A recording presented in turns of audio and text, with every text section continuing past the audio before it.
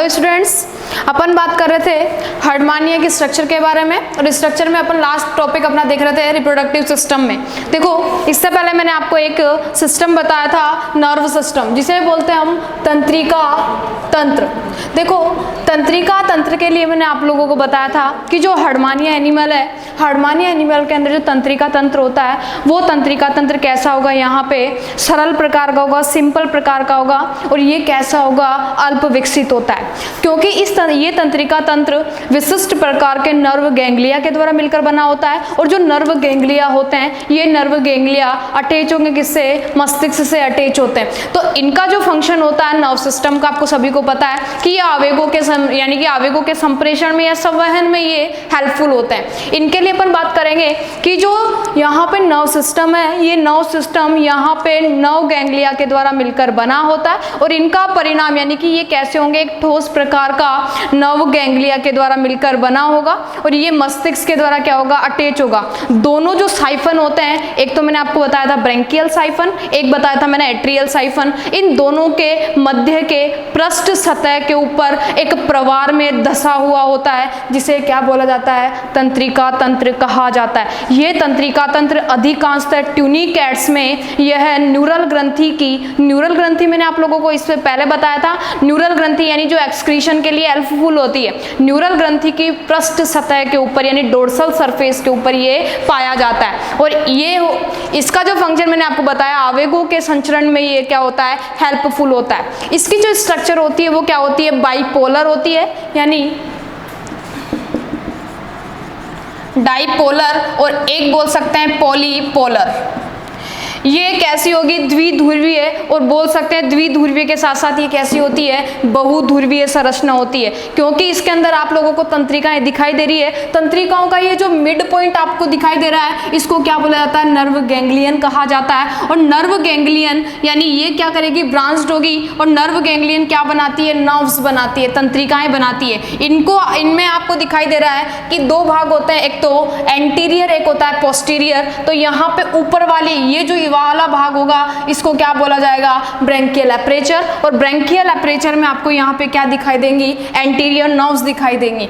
ऊपर की तरफ देखेंगे, एक साइड अपन देखेंगे यहाँ पे, तो एक में क्या प्रेजेंट होगा, एट्रियल एपरेचर प्रेजेंट होगा, और एट्रियल एपरेचर में कौन से फाइबर प्रेजेंट होंगे, यहाँ पे पोस्टीरियर नर्व फाइबर इसके अंदर क्या होते हैं, प्रेजेंट होते हैं। तो ये कैसा हो गया, यहाँ पे द्विध्रुवी हो गया। लेकिन यहाँ पर देखो, ये आपको ब्रांच्ड रूपी दिखाई दे रहा है, शाखित रूपी दिखाई दे रहा है, इसीलिए इसे क्या बोल सकते हैं, पॉलीपोलर भी से कहा जाता है। ये क्या करती है, धीरे धीरे अग्र भागों में विभाजित होकर क्या करती है, अल्प विकसित अवशेष के रूप में ये धीरे धीरे ब्रांच्ड हो जाती है, और वैल प्रकार की नहीं पाई जाती है। और इनमें पाए जाएंगे लार्वा में ये जो तंत्र यानी कि तंत्रिका तंत्र होता है जो सुविकसित होगा, सुविकसित के साथ साथ ये क्या होता है, मस्तिष्क से अटैच होगा, और अडल्ट में भी ये कैसा होगा, पहले तो वैल, लेकिन धीरे धीरे इनमें क्या होगा, यहाँ पे कि तंत्रिका जो सिस्टम होगा वो क्या होगा, अल्प विकसित होगा। ये तो अपनी बात हो गई थी किसके बारे में, नर्व सिस्टम के बारे में। अब नर्व सिस्टम के बाद में अपन बात करते हैं यहाँ पे कि इसमें क्या प्रेजेंट होते हैं, सेंसरी ऑर्गन प्रेजेंट होते हैं, यानी संवेदी अंग इसमें पाए जाते हैं।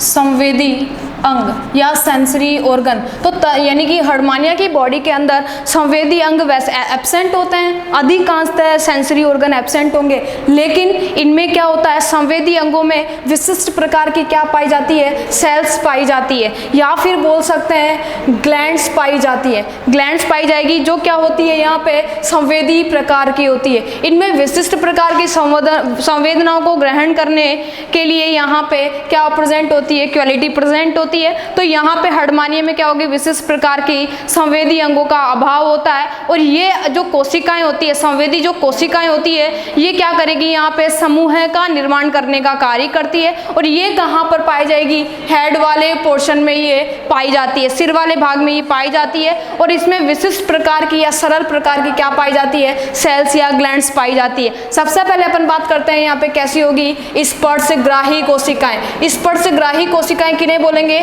कि हार्डमानिया की बॉडी से, जैसे ये क्या करेगा, हार्डमानिया से यानी कि ये स्पर्श होगी, तो स्पर्श होते ही कोई भी जीव या जंतु इससे स्पर्श होगा तो यहाँ पे क्या प्रेजेंट होगी, स्पर्शग्राही कोशिकाएं प्रेजेंट होती है, जो स्पर्श करते हैं क्या करती है, उन संवेदनाओं को ग्रहण करेगी, तो इन्हें क्या बोला जाता है, स्पर्शग्राही संवेदी कोशिकाएं कहा जाता है। दूसरा नंबर हम बात करते हैं यहाँ पे फोटोरिसेप्टर सेल्स पाई जाती है। फोटोरिसेप्टर या फोटोरेसिपिएंट सेल जिन्हें क्या बोला जाता है, प्रकाशग्राही कोशिकाएं। प्रकाशग्राही कोशिकाएं जो किसके प्रति संवेदी होगी, प्रकाश के प्रति, लाइट के प्रति क्या होती है, संवेदी होती है, जिन्हें क्या कहा जाता है, प्रकाशग्राही कोशिकाएं कहा जाता है। फिर थर्ड नंबर हम बात करते हैं कि करंट रेसिपिएंट, जिन्हें बोल सकते हैं धाराग्राही। धाराग्राही यानी कि मैंने बोला ये एनिमल कैसे होते हैं, एक्वेटिक प्रकार के होंगे, तो धाराग्राही यानी कि जहां इनकी बॉडी के अंदर जैसे ही जल की धारा एंटर करेगी तो एंटर करते उनमें क्या, उनके लिए क्या प्रेजेंट होती है, यहाँ पे करंट रेसिपिएंट सेल प्रेजेंट होती है, जो क्या करेगी, जैसे ही बॉडी के अंदर जल की धारा जाएगी उनके प्रति संवेदनशील हो जाएगी, उनके प्रति क्या होती है, संवेदनशील के साथ साथ उन रचनाओं और स्पर्शकों के साथ साथ ये क्या कर लेती है, यहाँ पे मिल जाती है और उनको क्या करेगी, संवेदनाओं को ग्रहण कर लेती है। नेक्स्ट अपन बात करते हैं धाराग्राही के बाद में आती है तापग्राही कोशिकाएं, जो क्या करती है, जैसे ही हर्डमानिया की बॉडी के अंदर जैसे टेम्परेचर के अंदर चेंजेस आएगा तो उनके लिए क्या रेस्पॉन्सिबल होती है, तापग्राही कोशिकाएं प्रेजेंट होती है। फिर बात करेंगे इन्हीं के साथ साथ रसोग्राही, कीमो रिसेप्टर।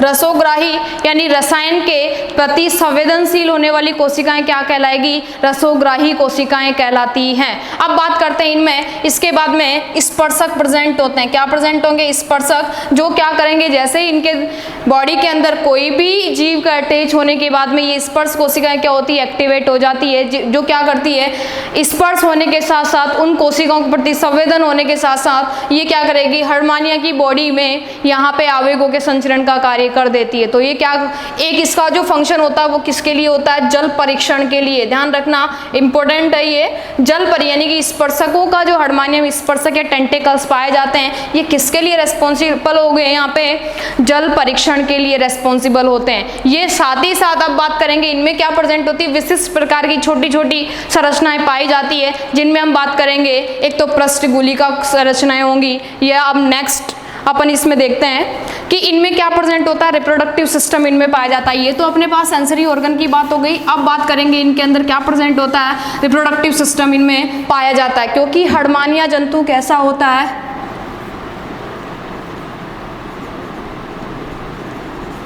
रिप्रोडक्टिव सिस्टम या फिर बोल सकते हैं जनन तंत्र।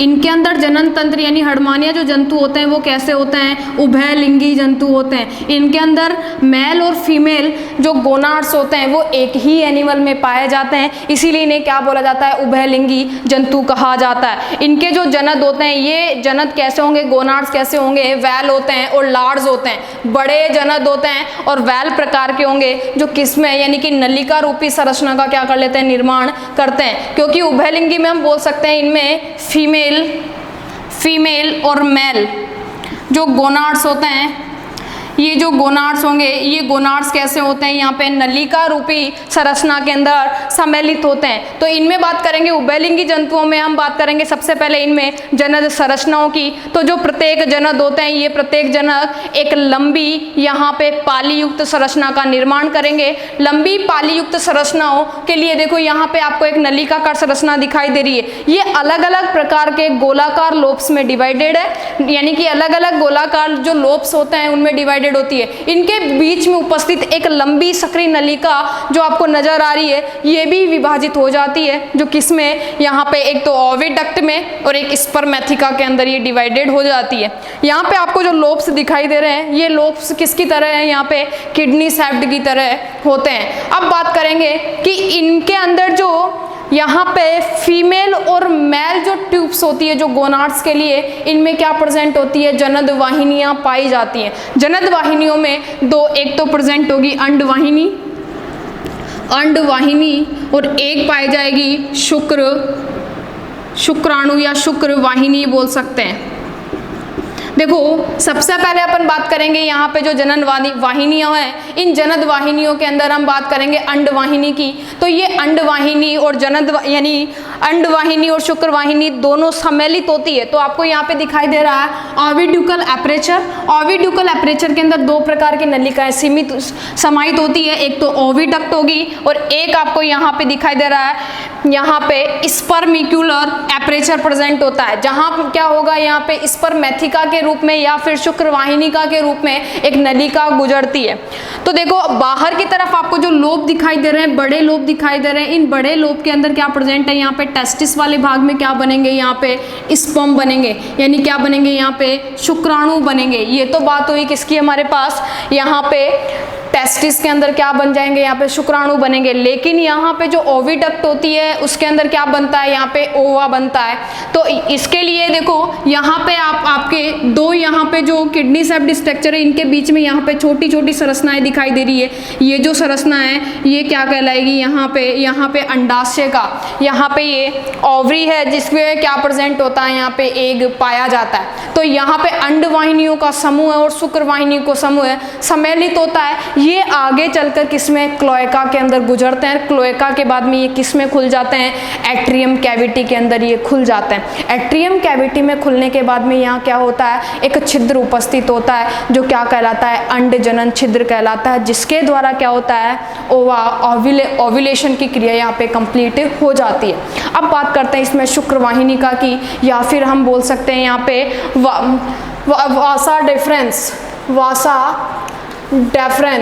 इसे क्या बोला जाता है, शुक्रवाहिनी या वास डेफरेंस कहा जाता है। ये वाहिनी भी कैसी होती है, कि सक्रिय नलिका रूपी होती है और शुक्राणु वाहिनी के रूप में पाई जाती है, जो क्या करेगी, यहाँ पे शुक्राणु इसके अंदर क्या होते हैं, गुजरते हैं। जहाँ पर शुक्राणु या स्पर्म का फॉर्मेशन होता है वहाँ से ये निकलती एक सक्रिय नलिका होगी, जिसके द्वारा क्या निकलते हैं, स्पर्म गुजरते हैं, जो कहाँ पे जाएंगे, यहाँ पे ओविडक्ट के पास चले जाते हैं। और इनके अंदर दोनों जो जनन वाहिनियाँ होती है, एक तो मैंने बताया आपको वासा डेफरेंस, एक मैंने आपको बताया कौन सा, ओविडक्ट। ये जो दोनों वाहिनियां होती है, इन वाहिनियों के भीतर क्या प्रेजेंट होंगे, यहाँ पे सिलिएटेड सेल्स पाई जाती है, जो यहाँ पे क्या करेगी कि यानी कंपन की क्रिया करेगी या फिर यहाँ पे गति मोशन को स्टार्ट करेगी। अब यहाँ पे बात करेंगे कि जो मेल और फीमेल जो यहाँ पे गैमेट बन जाएंगे, यानी कि एक तो स्पर्म की बात करें और एक अपने ओवा, तो दोनों में क्या होगा, यहाँ पे फिर फर्टिलाइजेशन की क्रिया होगी। तो युग्मक के रूप में हमारे पास जो गैमेट्स बने हैं, तो फीमेल से तो आपको जो गैमेट बनेगा वो क्या होगा, यहाँ पे एग होगा, जबकि मेल से जो गैमेट बनेगा वो क्या होगा, स्पर्म होगा। इन दोनों के बीच में कौन सी क्रिया होगी, फर्टिलाइजेशन की क्रिया होती है, फर्टिलाइजेशन की क्रिया होगी। लेकिन हम बात करेंगे सबसे पहले मेल, यहाँ पे जो गैमेट है वो क्या है, हमारे पास स्पर्म होता है। तो स्पर्म की जो संरचना होगी वो क्या होगी, ह्यूमन बीइंग के अंदर जैसी होती है। आगे की तरफ क्या प्रेजेंट होता है, एक्रोसोम पाया जाता है। पीछे की तरफ यहाँ पे क्या पाई जाती है, टेल पाई जाती है। ये बीच वाला आपको मीडियन पीस दिखाई दे रहा है, आगे वाला क्या है, हेड, ये नेक कहलाता है, और ये क्या कहलाएगा, मिडिल पीस या मीडियम पीस कहलाता है। तो ये किसके भाग हो गए, स्पर्म के ये भाग होते हैं। ये अब बात करेंगे, अब जो एग होता है, इस एग में भी क्या प्रेजेंट होती है, यहाँ पे एग मेम्ब्रेन्स पाई जाती है, जिनके अंदर मैंने आपको बताया एग मेम्ब्रेन्स कैसी होगी, पीतक झिल्ली इसमें पाई जाएगी। पीतक झिल्ली के बाद में इसमें क्या प्रेजेंट होती है, यहाँ पे भीतरी जरायु झिल्ली पाई जाती है। भीतरी के बाद में बाहरी होती है। तो तीन प्रकार की इसके चारों ओर क्या पाई जाएगी, झिल्लियाँ पाई जाएगी। एक तो मैंने आपको बताया कौन सी झिल्ली, विटेलाइन मेम्ब्रेन पाई जाती है, जिसे बोल सकते हैं हम कौन सी, पीतक झिल्ली। दूसरी इसमें होती है इनर, यहाँ पे कोरियन मेम्ब्रेन पाई जाएगी या लेयर पाई जाएगी। फिर हम बात कर सकते हैं दो, एक तो होगी इनर, एक होगी एक्सटर्नल। तो जो एक्सटर्नल होगी या आउटर होगी वो भी कौन सी होगी, कोरियोनल लेयर इसमें पाई जाती है। ये हमारे पास एक की बात हो गई। अब इनके अंदर जो डेवलपमेंट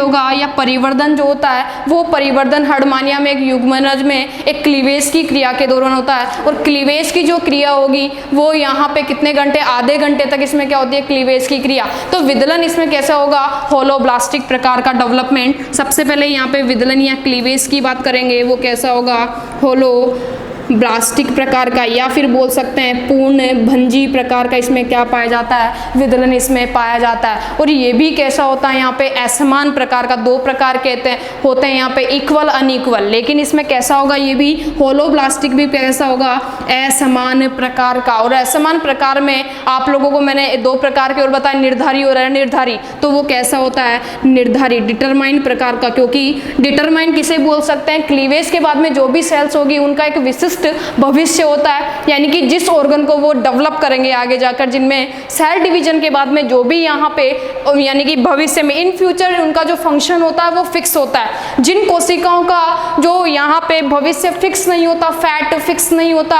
उनको क्या बोला जाता है, निर्धारी प्रकार का विदलन। लेकिन यहाँ पे क्या होता है, डिटरमाइंड प्रकार का होता है, जिसे बोल सकते हैं कि जो आगे जाकर एक फिक्स ऑर्गन का फॉर्मेशन करे, उसको क्या बोल सकते हैं, निर्धारी प्रकार का विदलन कह सकते हैं। तो ये आगे चलकर कोशिकाएं धीरे धीरे क्या होगी, विभाजित होगी, जिनमें आपको मैंने बताया था मोरुलेशन की क्रिया होती है, मोरुला के बाद में ब्लास्टुला, गैस्ट्रुला की क्रिया, फिर न्यूरुला की क्रिया, और न्यूरुलेशन के बाद में क्या हो जाता है, यहाँ पे ऑर्गन्स का डेवलपमेंट हो जाता है। जैसे ही ऑर्गन सिस्टम बनेगा, ऑर्गन सिस्टम कंप्लीट होते ही एक बॉडी का डेवलपमेंट हो जाता है, कंप्लीट एक बॉडी बन जाती है, जिसे क्या बोलते हैं हम, एम्ब्रियो कहा जाता है। तो ये अपनी बात किसके लिए हुई, यहाँ पे डेवलपमेंट के लिए, परिवर्धन के लिए कंप्लीट हो गई।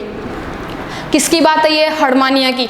अब बात करेंगे हम कि हर्डमानिया जो एनिमल है उसकी एक लार्वा अवस्था होती है, जिसे बोला जाता है ascidian tadpole larva, ascidian tadpole larva, या फिर बोल सकते हैं एसिडियन लार्वा। ये एसिडियन लार्वा अवस्था किसकी होती है, एक फ्री लिविंग लार्वा स्टेज होती है, जो किसकी होगी, हर्डमानिया की। इसकी बात हम नेक्स्ट क्लास में करेंगे। तो ये अपनी बात, आज अपना जो चैप्टर है वो कंप्लीट हो गया हर्डमानिया की स्ट्रक्चर के बारे में, जिसमें हमने सभी प्रकार के सिस्टम देखे। अब इसकी लास्ट आएगा, नेक्स्ट चैप्टर आपका जो है वो है एसिडियन टेडपोल लार्वा। इसकी नेक्स्ट क्लास में हम स्टडी करते हैं। थैंक यू आज के लिए।